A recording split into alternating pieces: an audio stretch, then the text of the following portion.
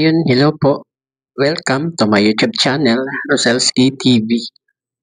At ito po andito po ako para may linawin po ulit tayo. Ito po ay yung nagkaroon ng political rally concert na inatiran ni na Kuya Val at kasama si Beyonce.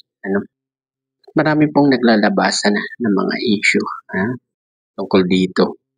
At kung ba't hindi raw kasama si Kalingap Edo, At panoorin po natin muna itong video na ito. Kasama ni na Kuya Val si Beyonce kanina. Opo, nasa concert yun. Nasa concert si Beyonce. Baka mamaya magpasundo yun. At ayun po, kinonfirm ni Kalingap Edo na andun talaga si Beyonce nung araw na yun.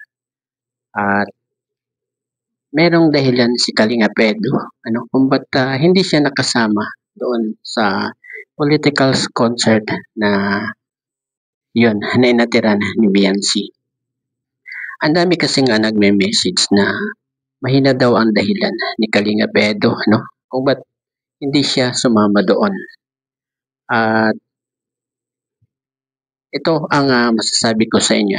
Ito ang totoong dahilan ni Kalingap Edo kung ba't wala siya at hindi siya sumama doon sa concert na yun. Ito po ang sabi niya. Hindi, bawal guys sa amin po mamuliti ko, bawal. Bawal guys, so yan. Sige po, salamat po sa ngayon magpapaalam na rin ako kasi medyo late na Sige po, maana muna tayo mapaalam at baka pupuntahan pa yata. May magpasundo pa yata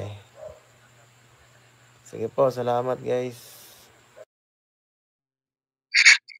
At ayun, yun ang totoong dahilan kung ba't wala siya doon. Na lingid sa ating kalaman na INC siya. Bawal sa kanila yung mga ganyang political rally. Bawal sa kanilang umattend sa mga ganyan. Kasi meron po talaga silang sinusuportahang kandidato pero bawal po sila sa mga ganyang rally.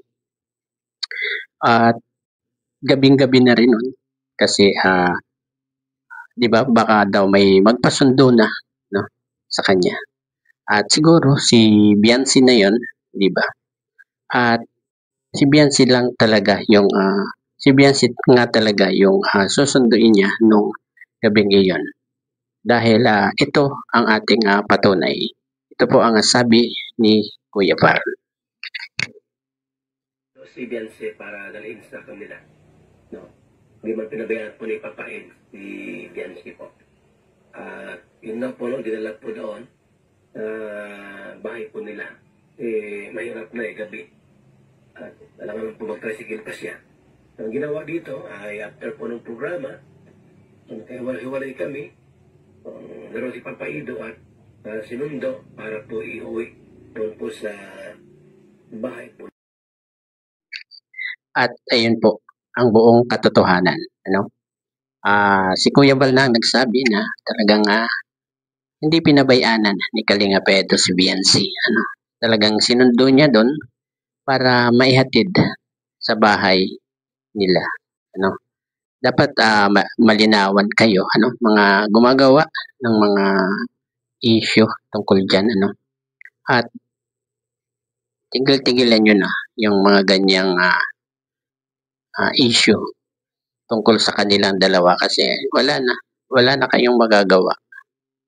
Ayun, hanggang dito na lamang po ang ating paglilinaw sa naganap na yan na political rally na sinamahan ni Kuya Val, Ate Edna at ni Beyonce.